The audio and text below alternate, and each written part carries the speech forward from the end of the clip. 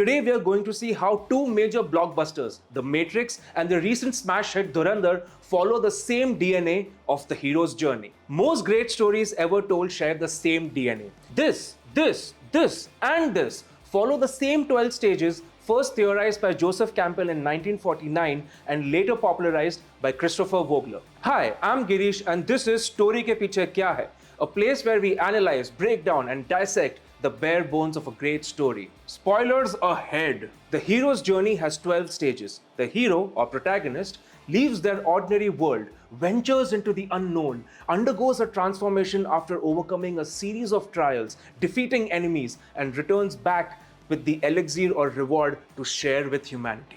It's not a rigid template to be followed literally. You can bend it, subvert it, jumble it, twist it, stretch it, to tell your story the way you want to make it fresh and exciting. So let's get to it. Stage 1 and 2, the ordinary world and the call to adventure. The journey begins with our protagonist in their ordinary world where they receive a call to adventure. In The Matrix, Thomas Anderson is a dissatisfied software programmer by day and a hacker named Neo by night. This is his ordinary world. His call to adventure begins when he receives a phone call from Morpheus, a literal call to adventure. In Dhurandhar, Hamza, aka Jaskirat, is a man on death row. That is his ordinary world. His Morpheus, IB Chief Ajay Sanyal, played by R. Madhavan. Jaskirat can either take the blue pill and remain on death row, or he can take the red pill and go to Karachi as an Indian spy. Except in Dhurandhar, you don't really get to see this call to adventure in the beginning of the movie. This part is revealed in the end. Remember, I told you that you can bend this template to your will? This call to adventure trope is so common that you can spot it everywhere. In this one, and this one, and this one, and this one, and even this one. Stage 3 and 4, refusal of the call and meeting the mentor. Usually in the beginning of the story, the hero refuses the call to create some conflict from the start until the hero meets an older, wiser character. Trapped in his office by agents, Neo is trying to escape. He's on call with Morpheus who's trying to help him. But eventually, Neo gets captured क्योंकि उसकी गांड फट जाती है. He's like भाड़ में गया real world. मेरे को मेरा comfort zone चाहिए. AC, popcorn, mood lighting movie एकदम मस्त. Later, Neo finally meets Morpheus, who shows him what the real world actually is. It's like how we first learned about taxes. GST. Interestingly, these two stages also do not occur in the first part of Dhurandhar because you don't actually see Hamza interact with Sanyal or refuse the call. However, the trailer for part 2 suggests that you may see at least one, if not both these stages as a flashback. Stage 5. Crossing the threshold. This is the stage where the protagonist finally commits to the adventure, crossing the threshold into the special world. This is the point of no return. In The Matrix, Neo finally wakes up in the Nebuchadnezzar, all nangu pangu, in the real world. In Dhurandhar, this is where the movie actually begins. You land bang in the middle of stage 5.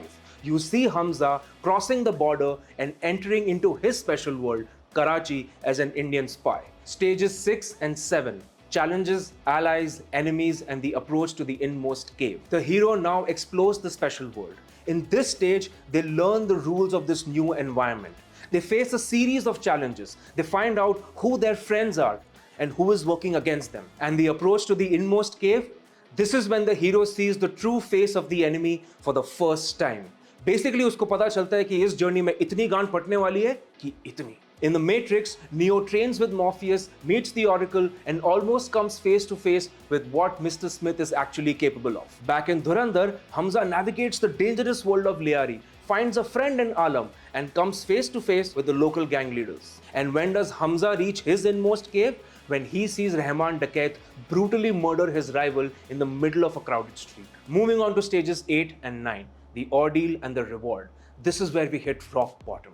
This is the lowest point in our hero's journey. The hero must survive this ordeal and gain the reward, the metaphorical sword that will help them in their final quest. This is the beginning of their transformation. When Morpheus is captured, that is Neo's lowest point, his rock bottom. He must decide whether or not to re-enter the Matrix and save his mentor, even though it's a suicide mission. But he begins to believe in himself. He thinks, शायद मैं ही हूँ धुरंधर.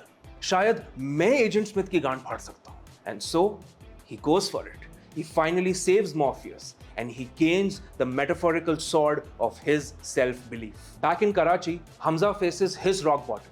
when he learns that despite the intelligence gathered, 2611 happens anyway. He is met with grief and anger, but he rises above it to gather more intel and manipulate the internal politics of the terror network. His metaphorical sword, his marriage to Yelena, वो एक दुश्मन को ससुर बनाता है और दूसरे को गधा. We now move to Act 3, stages 10 and 11, the road back and the resurrection. The hero must now face the consequences of defying the dark forces of the special world. This is why many movies have a chase sequence in their climax. It's symbolic of the road back to the ordinary world.